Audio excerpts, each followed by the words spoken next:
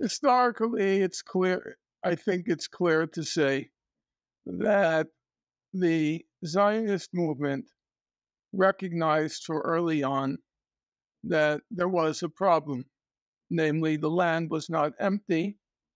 And in fact, it was not only not empty, Palestine, or what they call the land of Israel, it was not only not empty, it was coveted by most of the great powers. It was coveted at the beginning of the 20th century by the Germans, by the British, by the Turks, many, for various reasons, the great powers coveted Palestine.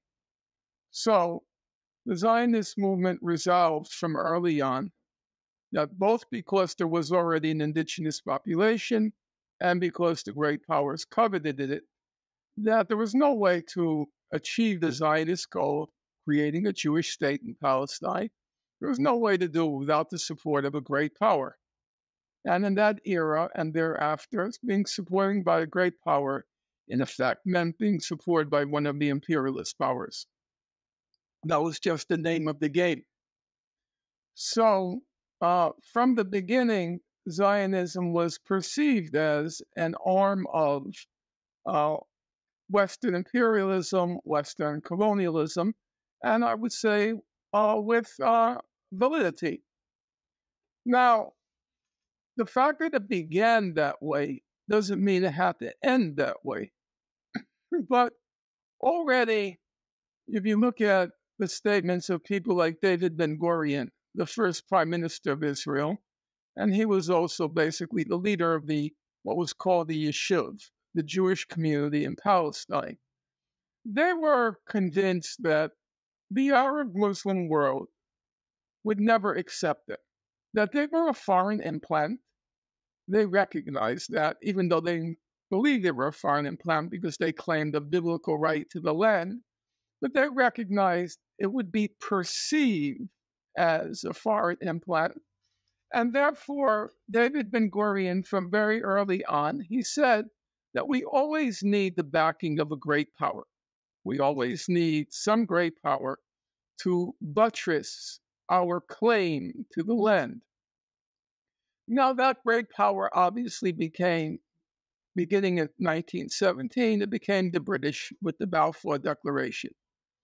By 1947, for reasons which shouldn't distract us, the British had soured what was called the Palestine Mandate, another term which would require explanation. I'm simply going to use it. Those of you listeners who understand it, good, and if not, we can move on.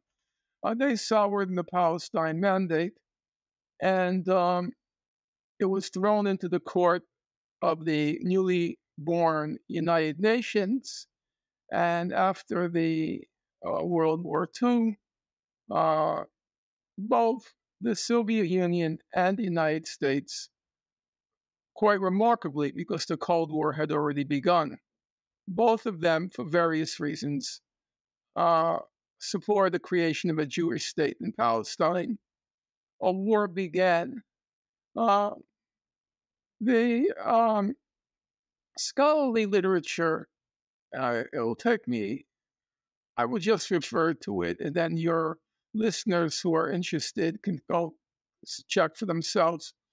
The best study that's been done on the topic is a fellow named Ze'ev Ma'oz. It's called Defending the Holy Land, in which he goes through all the wars Israel has fought since 1948.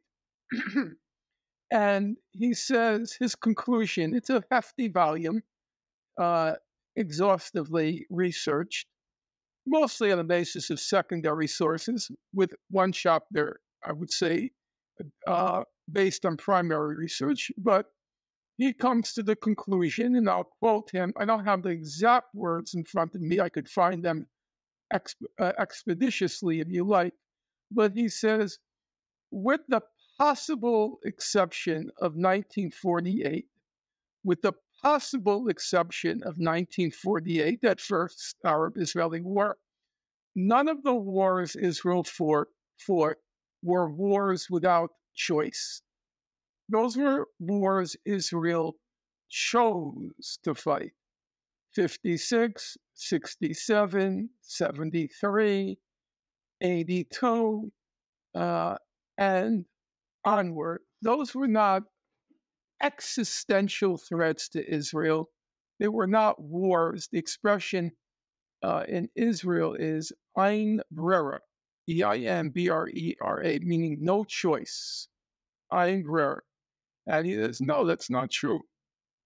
Exhaustively going through all the available scholarship, he says, with the possible exception, 1948 is a cloudy question because it seems that most of the powers that intervened, namely Jordan, Egypt, they intervened not to destroy Israel, but it was basically a land grab to take for themselves a chunk of the land that had been allocated for Israel in the 1947 UN resolution.